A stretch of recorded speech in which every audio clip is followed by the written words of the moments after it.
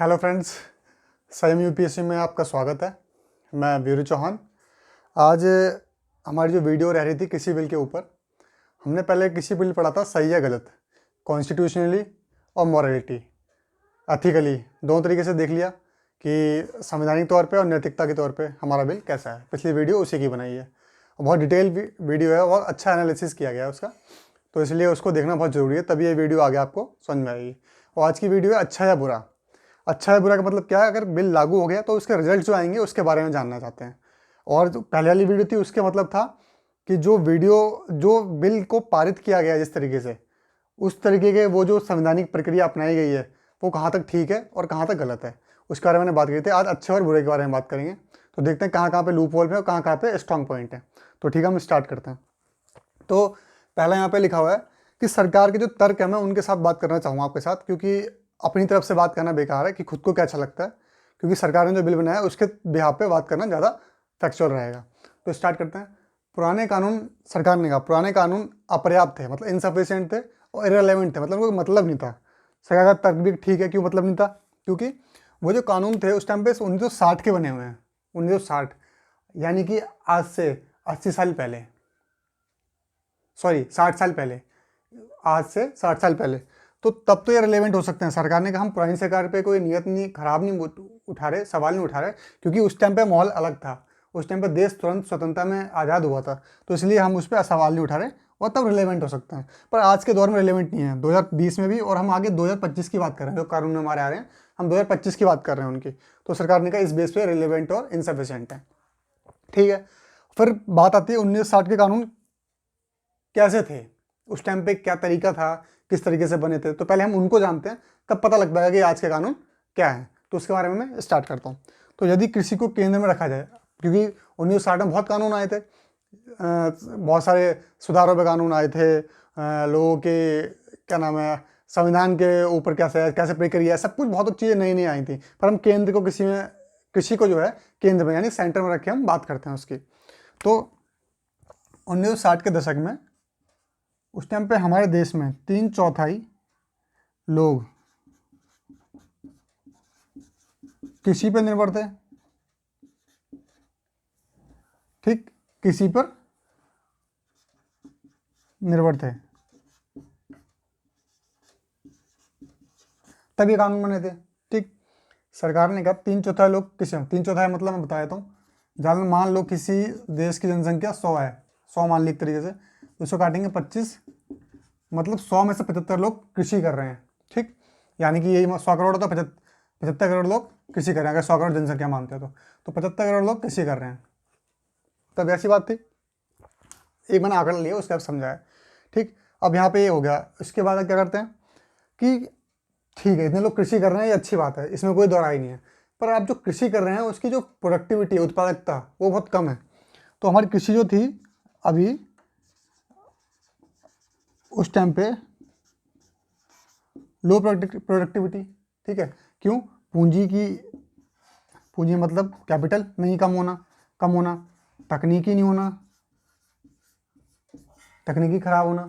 ठीक, जो भूमि की उर्वरकता थी वो कम होना, तो उर्वरकता ही मान सकते हैं। ठीक है, ये भी कम होना, तो ये सारे फैक्टर थे, इसलिए लो प्रोडक्टिविटी होती थी। चलो हम इसको तो हम डिनाई नहीं कर सकते कि लो प्रोडक्टिविटी होती थी। ये क्यों ऐसा बोल रहे हैं? क्योंकि लो प्रोडक्टिविटी की बात अगर की जाए तो जापान, ठीक, और जो भी हमारे देश के समकालीन, जैसे जापान हो गया, इंडोनेशिया हो गया,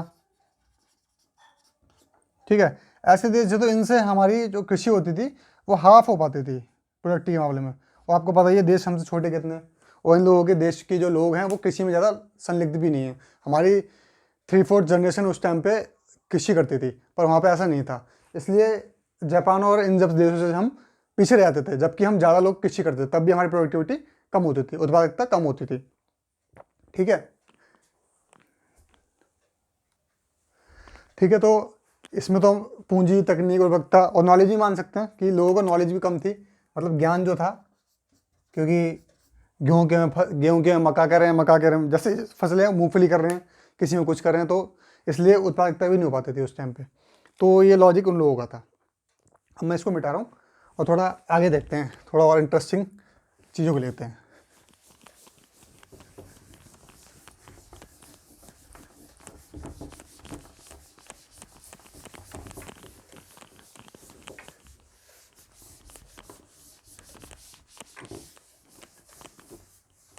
ठीक है, अब बात करते हैं लैंड होल्डिंग की, कि उस टाइम पे लोग, क्योंकि तभी तो पता लगेगा कि इसके पास कितनी ज़मीन थी। लैंड होल्डिंग या डिस्ट्रीब्यूशन मान लो,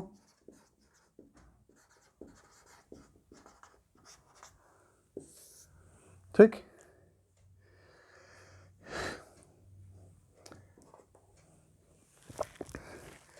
यूं कहा गया है 50% जमीन सिर्फ 3% लोगों के पास थी।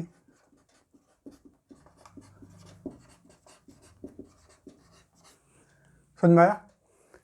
देश की आधी जमीन सिर्फ 3 लोगों के पास थी, 3% लोगों के पास, सॉरी 3% लोगों के पास देश की आधी जमीन थी।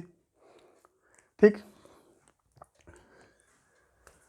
ये तो लैंड होल्डिंग होगी कि कितनी परसेंट की इसके पास थी। अब हम रीजनल डिवाइड मान लेते हैं।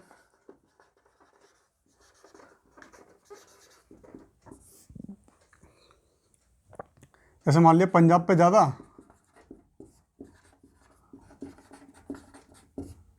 ज़मीन, तो जो पूर्वी उत्तर प्रदेश, वहाँ कम ज़मीन होगी, थोड़ी कम होगी ज़मीन। क्यों? क्योंकि सारी सभ्यताएं नीचे डेवलप हुई हैं, मगध जितना भी हुआ है इस साइड में हुई हैं। तो जब ज़्यादा लोग होंगे तो ज़मीन भी ज़्यादा कंज्यूम होगी, तो उस हिसाब से ज़मीन भी वहाँ कम कम थी। ठीक, सारे राजा वाजा 16 महाजन पर जो भी थे वो वहीं थे। तो फिर नीचे की साइड जितने भी थे, ठीक है, ये हमको देखना पड़ेगा, चेरी वेरी जितने भी थे, मगध था, ठीक है, जितने भी महाजन पर थे, पाटलिपुत्र जो भी कुछ था, वो उस टाइम नीचे थे उस टाइम पे। ठीक है, तो ऊपर की साइड में कम थी। रीजनल डिवाइड तो ये हो गया। अब सोशली डिवाइड देख लेते हैं, ज़मीन कैसे थी सामाजिक तौर पे।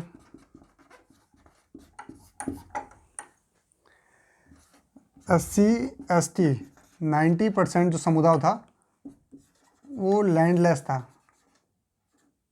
ठीक, लैंडलेस था 80% समुदाय। और फिर क्या था, भूमि सुधार भी चलाया गया।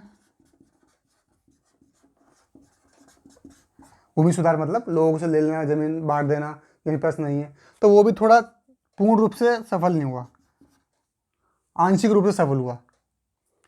पूर्ण रूप से भी कहने मतलब आंशिक मतलब बहुत कम,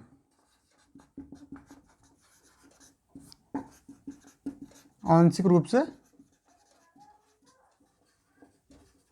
सफल हुआ। ठीक है,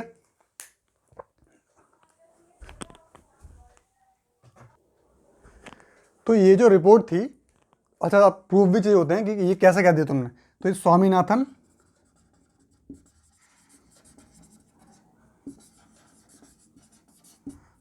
रिपोर्ट है। स्वामीनाथन वो हैं जिन्होंने देश में हरित क्रांति लाई। तो मतलब क्यों कहा था ना, तो देश जो है अपने खुद का उत्पादन करने लगा, तो स्वामीनाथन की जो रिपोर्ट थी उसके आधार पर करने लगा कि कैसे ये बहुत बड़े वैज्ञानिक थे, कृषि वैज्ञानिक, तो उनकी रिपोर्ट के आधार पर ये सब चीज़ें लिख ली। ठीक है, तो इसको आप एक बार नोट कर लीजिए। ठीक है, तो अब क्या था, जब हमारे देश में लैंड रिफॉर्म हुआ तो लैंड रिफॉर्म सही से हो नहीं पाया, असफल रहा, तो उसके कारण नक्सलवाद बढ़ गया लोगों में कि हमारी ज़मीन छीनी जा रही है, लोगों को दी जा रही है, हमसे हमारा सारे जो हमारे ज़मींदारी थे वो छीन ली जा रही है, तो इसलिए नक्सलवाद भी बढ़ गया। मतलब एक तरीके से नक्सलाइट चीज़ें बढ़ गई। अब कृषि में गरीबी बेरोजगारी तो थी। इंडिया क्या है, जब कृषि फूड डेफिसिट में चला गया, कैसे चला गया, तुम कह रहे हो कि सारे 70% लोग देश से कृषि कर रहे हैं और फूड डेफिसिट कैसे हो सकता है, क्योंकि कृषि उपजाऊ नहीं थी, उत्पादक नहीं थी, इसलिए फूड डेफिसिट मतलब हम पे 70% किसानी करने के बाद भी हम पे खुद का खाने के लिए खाना भी नहीं हो पा रहा था, ये हालात थे। ठीक है, तो हमारा फॉरेन रिजर्व भी खत्म हो रहा था उस टाइम पे। फॉरेन रिजर्व जो हमने विदेशी मुद्राएं जो बचा के रखी होती हैं उसको फॉरेन रिजर्व कहते हैं, वो भी हमारा खत्म हो रहा था, और उसके लिए हमें क्या करना पड़ा, फूड इम्पोर्ट करना पड़ा। जब फूड खत्म होता है फूड हमें इंपोर्ट करना पड़ेगा। ठीक, अब देखते हैं फूड इंपोर्ट के कौन से दो तरीके हैं। मार्केट प्राइस, दूसरा है ग्रांट। दो चीज़ से ले सकते हो ना किसी, या तो आप उसे खरीद लो जो उसके रेट है, या उससे भाई को दे दो। छोटे भाइयों का भी ध्यान रख लिया करो। आपको शर्म नहीं आती, लोग भूखे मर रहे हैं और आप मज़े कर रहे हैं। थोड़ा भाइयों का भी ध्यान रखो, देश दुनिया में गरीबी इतनी है। तो फिर इंडिया ने ये तरीका अपनाया। ठीक है, उस टाइम पे ग्रांट तो दिया, पर उस टाइम पे दो शक्तियाँ होती थी देश में, दो ध्रुवों में देश दुनिया बटी हुई थी, सॉरी, यूएसए और यूएसएसआर। ठीक है, यूएसए तो जिसका नेतृत्व कर रहा था और इसका रूस नेतृत्व करता था। ठीक, जो साम्यवादी लोग थे, साम्यवादी, ये पूंजीवादी लोग थे। तो यूएसए ने कहा ठीक है, फिर यूएसए ने एक योजना चलाई, PL 480। ठीक, इसमें सड़े गले बेकार ये सारे अनाज इंडिया में एक्सपोर्ट कर दिए। ठीक, और भैया सरकार वहाँ की पूछेगी ना, वहाँ के बाद लोग पूछेंगे ना क्यों क्यों दे रहे हो। उन्हें किताब दिखा दी, देखो ये गरीब लोग हैं, इनको खाना देना पड़ेगा, भूखे मर रहे हैं, इंसानियत कोई चीज़ होती है इसलिए हम दे रहे हैं। और दुनिया में भी बता दिया कि हम इंसानियत का पाठ पढ़ा रहे हैं, हम इंसानियत को निभा रहे हैं, लोग इंडिया के लोगों को खाने के लिए दे रहे हैं। ठीक है, उसके बाद क्या हुआ, पर इन्होंने मानवतावादी कोई ऐसा कुछ नहीं था, इनका हिडन एजेंडा था, जो छुपा हुआ इनका उद्देश्य था। किसका? यूएसए का, कि आप जो हैं यूएसएसआर से दूरी बनाइए। यूएसएसआर प्लस चाइना, क्योंकि उस टाइम पे चाइना भी इनके साथ ही था। चाइना इतना उभरता हुआ नहीं था, पर चाइना इस खेमे में था, इस वाले में। आप गुट निरपेक्ष को मत अपनाइए।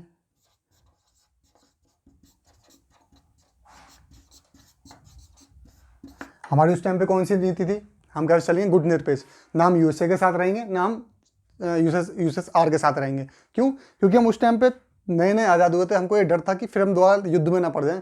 वैसे भी देश गरीब हालात में जूझ रहा था, तो इसलिए हमारे प्रधानमंत्री ने सोचा कि गुट निरपेक्ष की नीति अपनाई जाए और उन खेमों से अलग। गुट निरपेक्ष मतलब कि गुट से दूर रहना, ये मतलब है। तो अमेरिकन का आप गुट निरपेक्ष नीति की पालन नहीं करेंगे, आप यूएसएसआर के खेमे में नहीं जाएंगे, तो आप पूंजीवादी को समर्थन करें, मतलब आप कहने मतलब हमें समर्थन करें, हम आपको राशन देते रहेंगे जो सड़ा गला अनाज दे रहे हैं। तो इंडिया भी भाई कुछ भी कहो, इनको भगाया था मार के, ब्रिटिशों को भगाया था मार के, ब्रिटेन वालों को, कुछ तो स्वाभिमानी रहे होंगे। इसलिए इंडिया ने कहा कि भैया अपने पैसे, अपना अनाज, सब कुछ अपने पास रखो, हम आपसे कुछ नहीं ले रहे। अमेरिका ने मना कर दिया, ठीक है भैया हम आपको कुछ नहीं दे रहे। बात तो यहाँ ख़त्म हो गई आके। अब आगे देखते हैं क्या हुआ। चलिए ठीक है, अब उनने मना कर दिया, तो 1960 दशक की स्थिति देख लेते हैं। 1960s की क्या स्थिति थी देश की। जैसा भी थी, मार्केट था तब। ठीक, फार्मर थे, कंज्यूमर थे। फार्मर की स्थिति तो हम देख ही चुके हैं, अब कंज्यूमर में देख लेते हैं। 50% लोग गरीबी रेखा के नीचे थे उस टाइम पे। ठीक, जो शहरी लोग थे, अगर वो दिन भर में 2100 कैलोरीज ले लेते थे तो अमीर माने थे, मतलब हाँ सही खाता है। और जो ग्रामीण थे वो 2400 कैलोरी ले लेते थे। तो कहने का मतलब 2400 क्यों? क्योंकि ये ज़्यादा काम करते थे मेहनत का, ये थोड़ा कम काम करते थे, इसलिए रेशो रखा गया था। ठीक, अब थोड़ा मार्केट भी देख लेते हैं क्या हिसाब किताब था। पहले जैसे व्यापारी होते थे, व्यापारी गण था, तो व्यापार इन्होंने जो ब्रिटिश साम्राज्य के अंतर्गत किया था, तो वही ब्रिटिश लेगेसी थी। मतलब जैसा था वैसे ही शोषण करना, मतलब इनसे तो लेना 50 रुपये में, इनको देना 100 रुपये में। अब हुआ क्या, ये भी गरीब, कम पहुंचा इन तक, ये और भी गरीब, जो लोग खरीदने वाले हैं वो खुद गरीब है। अभी 100 में लेंगे तो क्या होगा, मुनाफा कौन खा के जाएगा, ये या ये? समझ में आया? तो ये हालात थे देश के उस टाइम पे। मार्केट ऑर्गेनाइज था ना, मार्केट ये ऑर्गेनाइज थे, इनके समूह थे देश में, वही हाल था इनका। ठीक है। फिर इनने इसके बाद अब गवर्नमेंट ने कहा बहुत हो गया, तो फिर क्या किया गवर्नमेंट ने,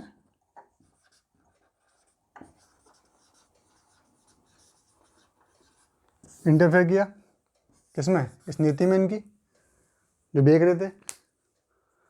उस टाइम पर कोई मंडी नहीं थी, तो फिर बेच रहे थे, तो फिर गवर्नमेंट ने किया इंटरफेयर। तो अब उसको देखते हैं इसके बाद क्या होता है।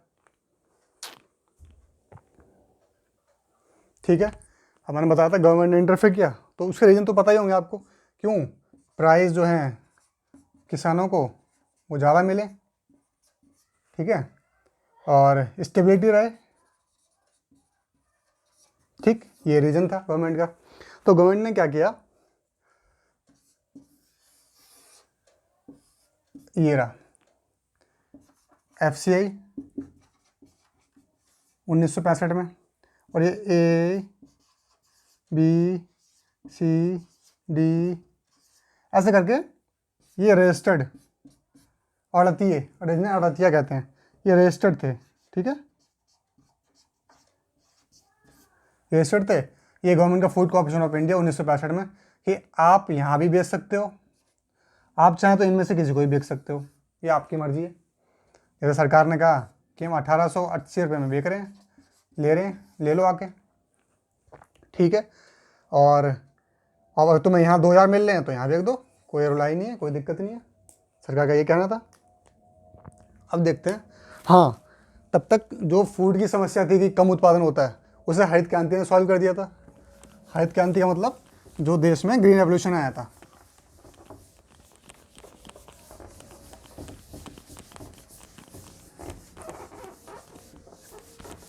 थोड़ी सी वीडियो लंबी हो जाएगी क्योंकि मैं बहुत अच्छे से एक्सप्लेन और पूरा आपको पूरी हिस्ट्री से लेकर अभी तक बता के जा रहा हूँ। ये नहीं कि APMC क्या है, MSP क्या है, ये मैं अभी समझाने का मेरा इसमें आ जाएगा, सबको इंक्लूड हो जाएगा। तो सरकार ने व्यापारियों से बचाने के लिए 2 चीज़ें दे दी किसानों को, MSP, APMC। सरकार ने कहा कि तय होगा पहले से, जैसे 1880 रुपये है, मंडियाँ हैं यहाँ बेच दो, मंडी कहते हैं APMC से, मंडी कहते हैं आज के डेट में। ठीक, यहाँ बेचो। अब ये चक्कर तो सरकार ने बढ़िया किया था, और जो प्रोडक्टिविटी थी उसे सॉल्व किसने किया, किसने, हरित क्रांति ने। हरित क्रांति ने सॉल्व कर दिया प्रोडक्टिविटी को। अब प्रोडक्टिविटी ज़्यादा होने लगी, अब एक्स्ट्रा ज़्यादा होने लग गया। जब एक्स्ट्रा होगा तो किसान बेचेगा। ठीक, अब यहाँ पे क्या हो गया, अब यहाँ से खेल हुआ सारा चालू। अब ध्यान से सुनना, ये खेल क्या चालू हुआ। ये था FCI, जो किसानों के लिए सरकार ने बनाया था। ठीक, ये तो सारे मंडी के। सरकार ने कहा कि भैया हम 1880 रुपये का लेंगे। किसान ने कहा ठीक है। किसान आया, ले पहले बोरे में ट्रैक्टर में बांध के लाया, ट्रैक्टर में पटकवाया लेबरों से, ट्रैक्टर का डीजल फूका, किराया फूका, लेके आया मंडी तक। अब यहाँ FCI के अधिकारी ने क्या कहा, भैया आपके गेहूँ में तो नमी नहीं है, तो आप कम 1880 रुपये दे पाएंगे। तो किसान ने कहा कोई बात नहीं, तुम मत लो, हम यहाँ आते हैं। इनने कहा, ये सेटिंग पहले हो चुकी है यहाँ पे FCI वालों की और मंडी वालों की। ठीक है, इनने कहा नहीं, हम तो 1500 रुपये देंगे बस, लेना तो देना तो दो, वरना मत दो। ये पता है कि पहले ही नहीं लेगा। इनने बोल दिया कि हम 1800 से नहीं दे पाएंगे, हम तो 1400 रुपये देंगे, वो सॉरी 1500 रुपये देंगे। चलो मान लो 1880 रुपये की रेट हुई, पर हम इतने में लेंगे ही नहीं। तो किसान को लगा कि ये ज़्यादा मिल लेगा, इनने कहा हम 1500 लेंगे। उसे पता क्योंकि ये लेगा नहीं। फिर इनने क्या कहा, हम पे बोरे नहीं है, कट्टे नहीं है, जगह कम है रखने के लिए, और पैसे आप इन दे पाएंगे, 3 महीने बाद ले लेना। अब जिसकी बेटी की शादी हो, छोटा किसान है, भाड़ा लेके आया है, भाड़ा देना है, लेबरों को देना है, जो फसल ली है, जो बीज लिया है, क्या नाम है, कर्जा लेके उसको देना है, तो कैसे 3 महीने का वेट कर लेगा। तो उन्होंने कहा ठीक है, भगे भूत की लंगोटी बहुत आ गया भगे भूत के पास। भगे भूत ने कहा ठीक है, 1500 रुपये लो और काम ख़त्म करो। 1500 रुपये ले लिए। इसने बोल दिया हाँ 1200 में लेंगे, सॉरी इससे थोड़ा और कम कर देंगे, क्योंकि इन्हें पता है यहाँ तो लेनी ही नहीं है 3 महीने। तुम चाहे इसे 2000 दो, 3 महीने का वेट कराओगे, नहीं कर पाएगा, क्योंकि उससे इंटरेस्ट बिल्कुल ही अभी तत्काल में पेमेंट करनी है लोगों की, इसलिए वो 2000 में भी नहीं खरीदेगा, एफसीआई को नहीं बेचेगा किसान। इसे बेच दिया 1200 में, ठीक है भैया 1200 में बेच दिया। अब ये क्या करेगा, ये पेमेंट कैश देगा। ये बात है कि ये भाई बड़े लोग हैं, सूदखोर हैं, पेमेंट कैश दे दिया 1200 किसान को कैश दिया। अब किसान वापस तो लेके जा नहीं सकता, क्योंकि लदवाई है, सब कुछ किया, फिर वापस ले जाए, फिर सुखा के लाए, फिर करवाए, तो ये सब तो उसका दिक्कत हो जाएगी, इसलिए उसने यहीं बेच दिया। अब उसका क्या हुआ, इसने 1200 रुपये में कैश ले लिया, ठीक। अब बात आती है यहाँ पे, इन भाई साहब ने क्या किया, उठा के बेच दिया यहाँ पे 1880 रुपये। सरकार की कीमत है भैया ये तो, इसने बेच दिया 1880 रुपये। 200 रुपये सर, 280 रुपये सर जी आप रख लेना, बात खत्म। बाकी जो बचा मेरा है, गया कौन, किसान, ठीक है। ये इनका नेक्सस चलने लगा, ग्रुप चलने लगा एफसीआई का। और सरकार का उद्देश्य क्या था, सरकार का उद्देश्य था कि एफसीआई का मतलब क्या होता है, बफर स्टॉक। एफसीआई क्या करेगी, एफसीआई को हजार तो डालेगी नहीं, सरकार क्या अच्छा डालेगी, इनका बफर स्टॉक इनका चल गया। अब इन्होंने जैसे अकाल पड़ता है, पीडीएस जो हमारे राशन मिलता है अकाल में, उसमें काम आएगा। जब देश में पेमेंट को ही बैलेंस करती है, कीमतों को ही बैलेंस करती है, क्यों, जब देश में कम पड़ेगा तो ज़्यादा खरीद लेगा, देश में कम पड़ेगा तो बाहर निकाल लेगा अनाज अपना जो कम दामों में खरीदा था। जब ज़्यादा हो जाएगा तो उसे खरीद लेगा कम कीमत में, तो बैलेंस कर देगी पेमेंट्स को। ये सरकार का ये काम था एफसीआई का। इन यहाँ पे ये धांधली चालू होगी, यहाँ की पेमेंट यहाँ जाने लगी, इसने उठा के यहाँ बेचना चालू कर दिया, बात वही पड़ेगी। ठीक है, आगे का माजरा देखते हैं क्या होता है। इसे साफ कर देता हूँ मैं।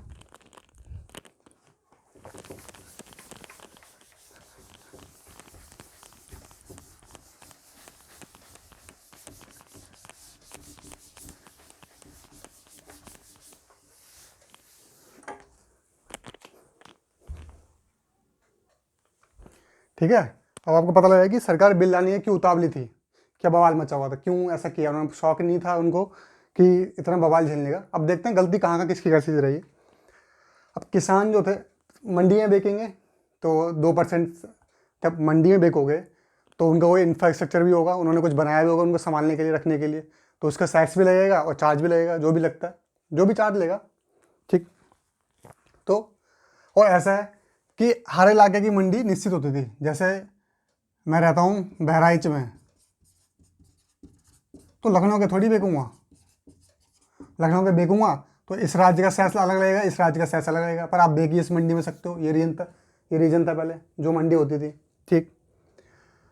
और जब मंडी नहीं थी उससे पहले तो कैसे बेचता था, बाहर व्यापारियों को, जो आपको पता ही है कैसे लूट मचाते थे, ठीक। तो अब किसान क्या था, बड़े हैं और छोटे हैं। तो सबसे पहले हम देखते हैं हमारे देश में किसान का कितना दायरा है। 80% किसान वो हैं जिन पे 2 हेक्टेयर से भी कम ज़मीन है। 1 हेक्टेयर में लगभग 1 बीघे से भी कम ज़मीन आती है, ठीक। या फिर आप देख लेना कितना है, पर 2 हेक्टेयर कम ज़मीन है। 80% किसान ऐसे हैं, सीमांत बोलते हैं उन्हें, ठीक है। और एक तो ये बेचारे सीमांत भी हैं, ऊपर से अशिक्षित भी हैं। और ऐसा भी हो सकता है ना एमएसपी और मंडी का ना पता हो, चलो ये भी मान लेते हैं कि पता होगा। पर सांता कुमार 2015 में सांता कुमार कमेटी की रिपोर्ट आई, इसमें लिखा था 75% किसानों को एमएसपी का ज्ञान नहीं है, ठीक। और विशेषकर कहाँ पे, जहाँ ट्राइबल्स एरिया, आदिवासी एरिया, वहाँ की बात कर रहे हैं। अब ये बात होती है कि ये आंदोलन में पंजाब हरियाणा के लोग क्यों ज़्यादा उत्पात मचा रहे हैं। उत्पात इन द सेंस कि सबसे ज़्यादा ये सरकार के लिए नाक में दम क्यों कर रहे हैं। सरकार का मतलब कि सबसे ज़्यादा उत्पात ये लोग क्यों मचा रहे हैं, पूरे देश में किसान है। अब सीधी बात है, अब देखते हैं कि ये लोग इतना आंदोलन क्यों कर रहे हैं, आपने क्या गलत किया है, इनके साथ क्या गलत किया है। अब किसानों को छोड़ दीजिए, ये जो हैं वो हैं आड़तीय। मैं ये नहीं कह रहा कि सारे किसान नहीं हैं, कुछ किसान भी होंगे आड़तीय, पर सबसे ज़्यादा क्यों, इसका रीज़न ये है 38,000 रजिस्टर्ड आड़तीय हैं पंजाब में, 33,000 रजिस्टर्ड आड़तीय हैं, ठीक है।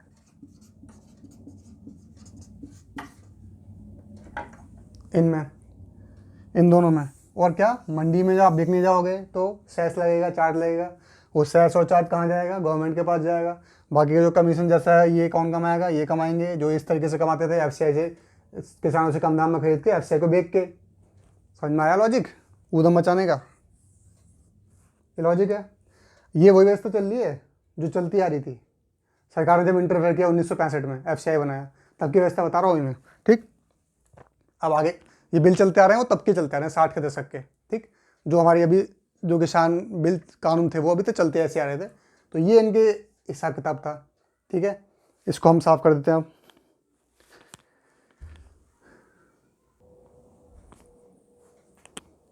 ठीक, अब आगे की बात करते हैं। इसको थोड़ा सा मिटा देता हूँ मैं, सारे कॉन्सेप्ट क्लियर हो जाएंगे आपके आज कि कहाँ तक बिल कितना सही है, और कैसी व्यवस्था चलती आ रही थी, क्या चीज़ें हो रही थी।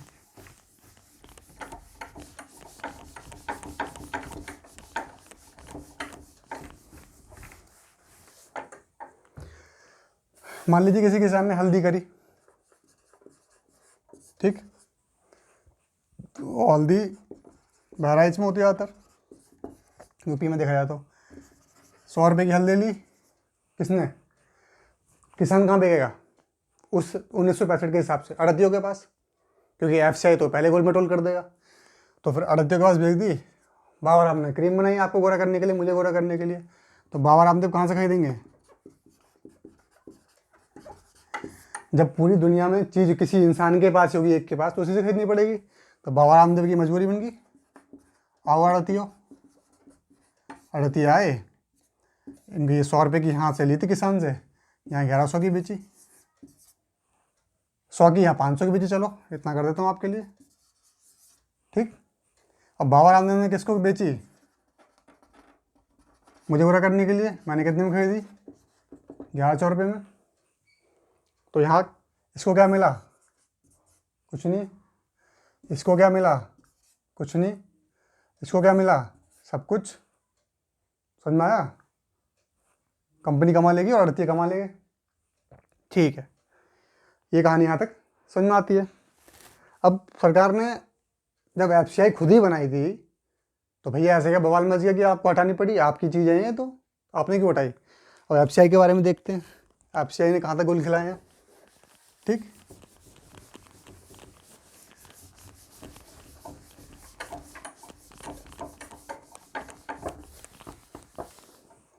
तो एफसीआई का काम क्या था, एमएसपी देना। एफसीआई को एक फॉर्मूला बता रहा हूँ, आमची, इसकी अब मैं इसको डिफाइन करूँगा, क्यों एफसीआई खत्म हुई, इसके जानने का मतलब, खत्म होने का मतलब, क्यों इररिलेवेंट हो रही है एफसीआई। अब आमची तो ये होगी। ठीक, एफसीआई काम क्या था, एमएसपी देना और मंडी तक पहुँच करना, ये काम था एफसीआई का। पर क्या हुआ, मंडी ने तो घपला करना चालू कर दिया, जिसे एपीएमसी कहते हैं। अब एमएसपी की बात देखते हैं। ए से होता है एक्सेस, मतलब पहुंच। 94% किसानों को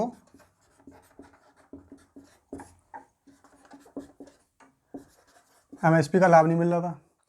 तो 94% किसान कहाँ बेचते होंगे, बाहर, यानी कि इन अड़तियों को। ये भी बाहरी होकर के, क्योंकि इन्होंने एक्सेस बना रखा है।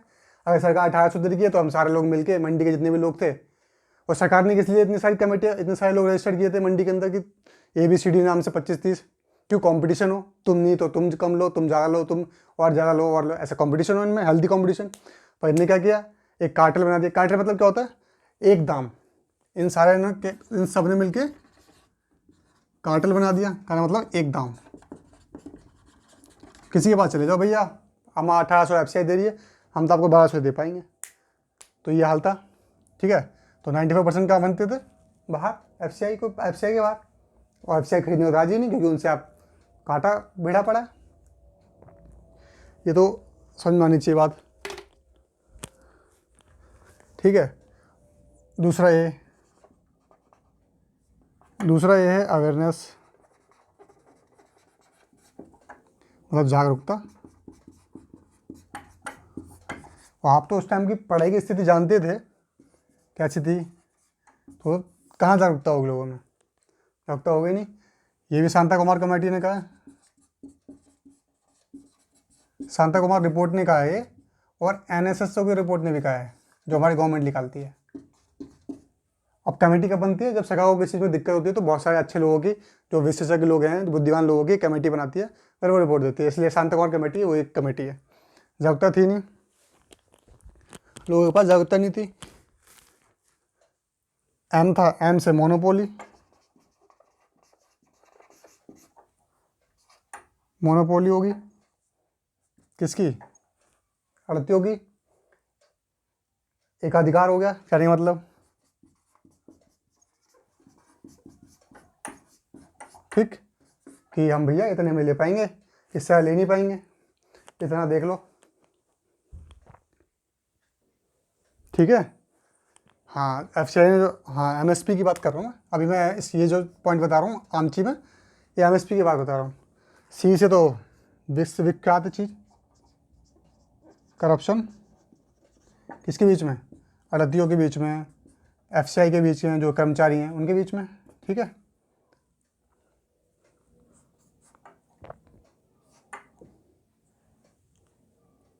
ठीक, अब करप्शन ये लोग करेंगे तो क्या होगा? इम्पैक्ट खराब होगा, इम्पैक्ट खराब जाएगा, मतलब चीज़ें बिकेंगी नहीं, जो काम किया था वो होगा नहीं, जिस उद्देश्य के लिए की थी वो होंगी नहीं। तो ये एमएसपी का बंटाधार इसलिए हो गया। और 95% लोग एमएसपी को जानते ही नहीं है, ज्ञान ही नहीं है। शांता कुमार कमेटी, एनएसओ का रिपोर्ट, तो इतना आपको पता लग गया होगा। अब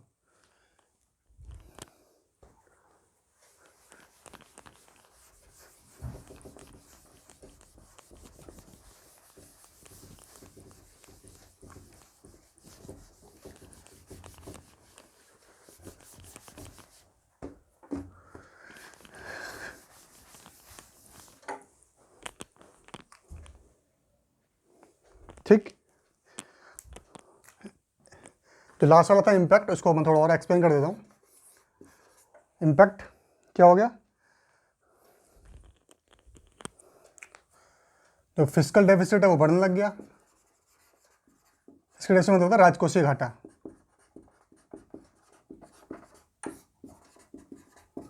क्यों? सरकार पीडीएस दे रही है, ठीक है, जो हमारे राशन वगैरह मिलता है वो, ठीक, तो सरकार दे रही है। और दूसरी बात, जो पंजाब जैसे राज्य थे, चावल खाएंगे नहीं, वैसे क्या करेंगे? एक्सपोर्ट करेंगे विदेशों में, ठीक, विदेशों से एक्सपोर्ट करेंगे। हम क्या करेंगे? एक्सपोर्ट हम करेंगे गेहूँ, चावल, ये चीज़ें हम एक्सपोर्ट करते हैं। और वहाँ से लेते गए फ्रूट्स, ठीक है। तो हमारा बैलेंस ऑफ पेमेंट क्या होता है? बैलेंस पेमेंट उसे कहते हैं जितना हमने आपसे व्यापार किया, आपको कितने का बेचा और कितने का खरीदा। अगर आपसे ज़्यादा खरीदा तो बैलेंस ऑफ पेमेंट कम हो जाएगी, आपको ज़्यादा का बेचा तो बैलेंस ऑफ पेमेंट मेरे पक्ष में होगी, और ज़्यादा का खरीदा तो बैलेंस ऑफ पेमेंट आपके पक्ष में होगी। पेमेंट जो होती है, बैलेंस ऑफ पेमेंट, वो इस तरीके से नापी जाती है, ठीक है। तो ये भी दिक्कत आ जाएगी सरकार को, समझ में आया यहाँ पे। अब बात कर लेते हैं यहाँ पे बफर स्टॉक्स की। अभी तो हमने एमएसपी की बात करी, अब बफर स्टॉक की बात कर लेते हैं। बफर स्टॉक के क्या गोल थे? बफर स्टॉक में एफसीआई के पास इतना जमा था 3 साल के लिए, 3 साल तक का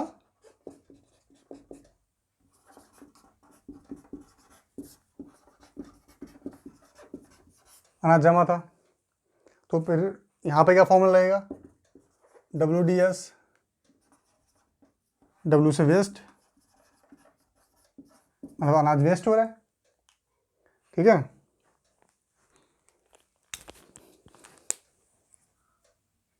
हाँ, वेस्ट हो रहा है। D से डेफिसिट, सड़ रहा है, गल रहा है, बारिश में आ रहा है, कोई दिक्कत नहीं है। C से तो यहाँ भी वो तो विद्यमान रहेगी चीज़, करप्शन। बफर स्टॉक का भी हाल कर दिया इन लोगों ने, सारे नेताओं इन्होंने मिला के। अच्छा, मैं एक चीज़ और बताना चाहता हूँ, बफर स्टॉक में क्या होता था? जो ये गेहूँ वेहूँ सड़ गया, ठीक, गेहूँ, और सबसे पहली बात, एफसीआई ने क्या किया? घपला कहाँ पे लिया? इनके अधिकारियों ने आड़तियों से 280 रुपये कमाए, क्योंकि किसान को 1200 में बेचा, और आड़तियों ने इनके रेट कितने थे? 1880, ठीक है। और इन्होंने किसान को 1200 में बेचा अड़तियों ने, क्योंकि इन्होंने बोल दिया था हम पे जगह नहीं है, बोरे नहीं है, ये सब नहीं है, तुम्हारे गेहूँ में नमी है, हम लेंगे ही नहीं। तो बेचारे को किसान को यहाँ बेचना पड़ा। ठीक, इसने क्या किया, भाई साहब आप क्यों नाराज हो रहे हो, 280 लो मुझसे। 1200 में इतने में से 280 चले गए, ठीक है। बाकी की जो 500-400 रुपये बचे वो इसने रख लिए अपने पास। ठीक, यहाँ तक बात समझ में आई। अब बात आती है, अब सरकार को क्या दिखाएंगे कि हमने 1880 में खरीदें, क्योंकि अड़तिया ने 1880 में देगा। ठीक, हमने 1880 में खरीदें। अब इनको क्या कर लिया, डाल दिया अंदर गोदाम में। अब फिर सरकार ने पूछा कहाँ गए भैया, उन्होंने कहा सड़ गए। पूछ के आ रहे हो, इतने सालों सरकार सड़ेंगे नहीं, सरकार भी कहे क्या। अब देखते हैं, इसमें कहते हैं कि सरकार की भी देख रेख में कमी रही है। अब देख रेख सरकार कैसे करेगी, सरकारी लोग ही तो करेंगे, सरकारी लोग ही करप्ट हैं। आगे देखते हैं बात कहाँ पे आती है। अब नाम सुना होगा, जो बियर बनाती हैं, दारू बनाती हैं, तो क्या करती हैं, वो अनाज को सड़ाती हैं, जो गेहूँ जो भी है सड़ाती हैं उसे। पहले क्या करते थे, गेहूँ खरीदते थे,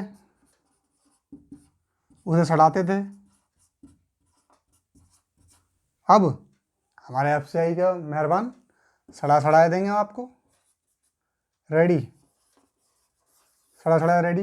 ये कहाँ जाने लग गया, इनके पास, इनकी क्या कॉस्ट कम होने लगी, तो उन्होंने यहाँ से खरीदना चालू कर दिया, इन पे फिर पैसे देना चालू कर दिया, यहाँ से कमाया इन्होंने। और सरकार को क्या बोल दिया, जब लोगों को बांटने की बारी आई, सड़ गया, चूहे खा के 22 में गिले हो गए। तो ये हाल हो गया था एफसीआई का, ठीक है। तो ये जो कंपनी जितनी भी बियर वगैरह है इनसे खरीद लेती थी उस टाइम पे, तो ये हाल हो गया था एफसीआई का। सरकार ने क्यों ये बिल लाए हैं उनके मैं पूरी कहानी समझाते ले जा रहा हूँ आपको, ठीक है। ठीक है, अब बात कर लेते हैं थोड़ी बहुत। अब पहले मैं एनसीआरबी का डेटा बता देता हूँ आपको। एनसीआरबी का डेटा है, एनसीआरबी बोलते हैं नेशनल क्राइम रिपोर्ट ब्यूरो, तो डेटा निकालता है कैसे क्या हुआ। तो 1995 से लेकर 2020 तक 3 लाख किसानों ने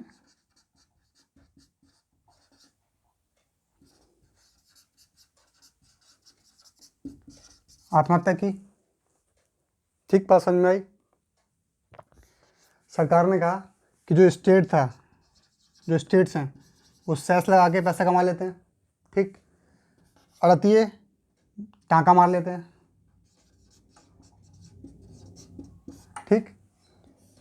एफसीआई, ये जो गवर्नमेंट कर्मचारी हैं, एम्प्लॉयज़ जो हैं, वो क्या करते हैं, बेईमानी यानी भ्रष्टाचार। अब बात कहाँ पे आई, किसानों की। आर्थिक सर्वे यानी इकोनॉमिक सर्वे वो हर साल आता है, उसमें लिखा था कि अगर 1 रुपये की चीज़ बेची जाती है ना, तो 23 पैसे किसान को जाते हैं। 1 रुपये की चीज़ किससे बेची, कंज्यूमर, ठीक। 23 पैसे किस पे गए, फार्मर। 77 पैसे कहाँ गए, 77 पैसे कहाँ गए, बिचौलिए। अब समझ में आया क्यों आए 3 बिल। अब देखिए किसके बाद कहाँ पैसे गए। किसान जो था गरीब बेचारा, अपनी जो फसल 1200 में बेच के आया है, अड़तियों भाई साहब को जो नेक्सस चल रहा है कार्टल, ठीक, यहाँ पे मारा गया, ठीक। कंज्यूमर जो 50% हम जैसे उपभोक्ता, 50% गरीबी रेखा से नीचे हैं लोग देश में उस टाइम पे, तो क्या था, कंज्यूमर को 23 पैसे, 1 रुपये में मिल रही है चीज़ सबसे महंगी, 23 पैसे उसे मिल रही है, इसने उत्पाद किया है। इनका क्या काम था, बस खरीद लिया इन्होंने धोखाधड़ी देके, ग्रुप बना के, भ्रष्टाचार करके। तो यहाँ तक आपको बात समझ में आ गई होगी अच्छी तरीके से। तो मैंने एक पूरा रोड तैयार कर दिया कि क्या क्या एफसीआई और बफर स्टॉक जितना भी कुछ झमेला था अड़तियों वड़तियों का सबका, और पूरा एक रोड मैप बना के कि हमारा देश कैसा था, कितना गरीब था, कैसे लोग किसानों ने आत्महत्या करी, मैंने सारे डेटा के साथ, सारी रिपोर्टों के साथ आपको एक्सप्लेन किया है। अब आते हैं नए बिलों पे। अब नए बिलों पर क्यों हंगामा हो रहा है इसके बारे में जानते हैं। अब इनको भी लिखता हूँ मैं नए बिलों को। ठीक है, अब देखते हैं अब जो नए कृषि बिल आए हैं जो उनके बारे में। 3 कृषि बिल आए हैं। पहला farmer produce trade and commerce, जिसे कहते हैं किसान उत्पाद व्यापार और वाणिज्य संबंध और सुविधा अधिनियम 2020। ये क्या सुविधा देता है कि आप अपनी फसल को कहीं भी बेच सकते हैं, कोई मंडी की जरूरत नहीं है आपको, बाहर चाहे तो बाहर बेच सकते हैं, मंडी तो मंडी बेच सकते हैं, एफसीआई चाहे तो एफसीआई बेच सकते हैं। तो इसमें खुली छूट है कहीं बेचने की। ठीक है, बाहर बेचो, सेस और लेबिन लगेगा, तो जो चार्ज लगते हैं वो भी लगेंगे, चार्ज तो लोगों पे लगते हैं ना, तो वो नहीं लगेंगे। तो सरकार ने कहा कि आप बाहर बेच लो, कोई दिक्कत नहीं है। ठीक है, पर इसमें पंगा क्या आ रहा है, लोग का कहना है कि पहले भी तो मंडी आपके निगरानी में रहती थी, अब तो कुछ आपके मंडी जो बाहर हम बेचेंगे वो निगरानी में नहीं रहेंगे। अब वो लोग चाहें तो जैसे एफसीआई और उन्होंने नेक्सस बनाया है, वैसे वो बाहर के लोग और ये आड़ती नेक्सस बना लेंगे, मंडी वाले, एपीएमसी वाले, तो फिर हम तो फिर फंस जाएंगे इनके बीच में। तो सरकार से कहने का मतलब उनका कि और कठोर, मेरा मानना है कि और कठोर कानून इस पर बनाया जाए। दूसरा कानून, farmer empowerment and protect agreement on price awareness and farm service act 2002। इसे कहते हैं, सरकार ने कहा हम ई नाम पर डाल देंगे कि कौन सी फसल कितने की क्या है, एमएसपी क्या है, कितने में बिक रही है, कौन से स्टेट में कितने बिक रही है, कौन कितने में ले रहा है। हर स्टेट की एमएसपी अलग अलग होती है, तो कितने में बिक रही है, कितने में ले रहे हैं, या राज्य सरकार भी अपनी कुछ दे सकती है उसमें चीज़ें ऐड करके, हम इतने में सरकार से खरीदेंगे, इतने में खरीदेंगे, तो उसकी भी अलग अलग है। तो हर स्टेट का आपको पता लगेगा, आपको दिख रहा है यहाँ बेचना तो यहाँ बेच दो, यहाँ बेचना तो वहाँ बेच दो। ट्रांसपोर्टेशन तो आपको देना पड़ेगा आपको फ़ायदा चाहिए तो। और कॉन्ट्रैक्ट फार्मिंग मतलब क्या है कि जैसे कि बाबा रामदेव को आप आड़ती उससे लेने की जरूरत नहीं है, बाबा रामदेव आपसे कॉन्टैक्ट करेंगे, किसानों का गुच्छा बना लिया, 50 किसानों का, 100 किसानों का, कि भैया मेरे लिए हल्दी उगा दो बोरा बनाने के लिए सबको। किसानों का ठीक है, बाबा रामदेव ने कहा ठीक है आप बताओ प्राइस, तो किसान कहेंगे हम तय करेंगे, और ठीक है आप तय करो। मान लीजिए कि 1 किलो हल्दी हम 100 रुपये में लेंगे, किसान ने कहा 1 किलो हल्दी हम 100 रुपये में बेचेंगे। बाबा रामदेव ने कहा ठीक है। अगर उसकी कीमत आगे जाके जब फसल उग जाती है, फसल उगने से पहले इसकी कीमत डिसाइड हो जाएगी, ठीक है, तो यही कॉन्ट्रैक्ट फार्मिंग होता है। तो फिर किसानों ने कहा कि हम 100 रुपये में इसको आपको बेचेंगे, बाबा रामदेव ने कहा ठीक है। तो उसके बाद क्या हुआ, फसल उग गई, उसके बाद उसकी कीमत 200 रुपये होगी, तब भी बाबा रामदेव 100 में खरीदेंगे। हाँ, अगर उसकी कीमत 50 रुपये रहेगी तब भी बाबा रामदेव 100 में ही खरीदेंगे। तो आप ये तो नहीं है कि किसान हर चीज़ में अपना फ़ायदा देखेंगे, दोनों तरफ से फ़ायदा, ऐसा नहीं होगा, फिर बिजनेसमैन भी कहाँ जाएगा। ये चीज़ तो बिल्कुल समझने वाली है। पर हाँ, ये कहा जा रहा है कि ये किसान जो है अशिक्षित है। अगर कोई बात हुई बाबा रामदेव से कॉन्ट्रैक्ट फार्मिंग में, हमने कोई सौदा किया, बाबा रामदेव उसको कहते नहीं हम तो इसको नहीं मान रहे, वैलिड नहीं है, तो बाबा रामदेव कौन है, बड़े उद्योगपति। मैं एक नाम ले रहा हूँ, बाबा रामदेव बहुत सम्मानित व्यक्ति हैं वो इस देश के, बहुत अच्छे से बिजनेस ग्रोथ किया उन्होंने, और ऐसा बंदा पहली बार है जो मिलियनर है, बिलियनियर है, फिर भी उसके नाम पे कुछ नहीं है, किसी और के नाम पे सारा बिजनेस है। तो ये बहुत बड़ी बात है। इसको मैं एक एग्जांपल ले रहा हूँ।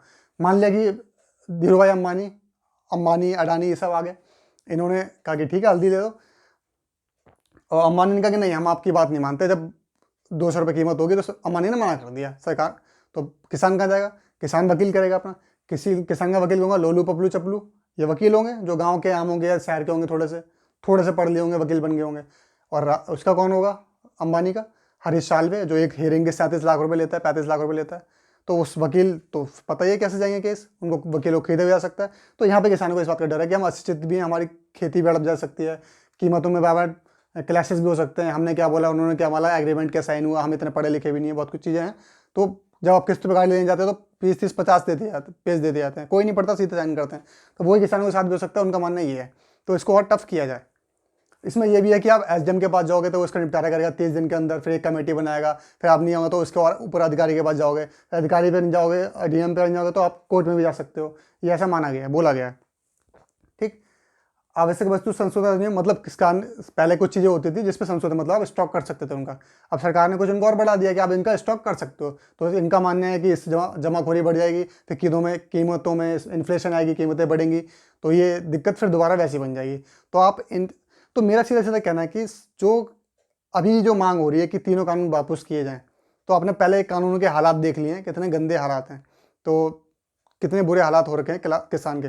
अगर इतने अच्छे कानून अगर इनको वापस कर लिया जाए तो पहले वाले चलेंगे तो 3 लाख किसान क्यों मर गए 20 सालों के अंदर, और जितने आतंकवादी हमले हुए हैं उसमें 15,000 लोग मरे हैं।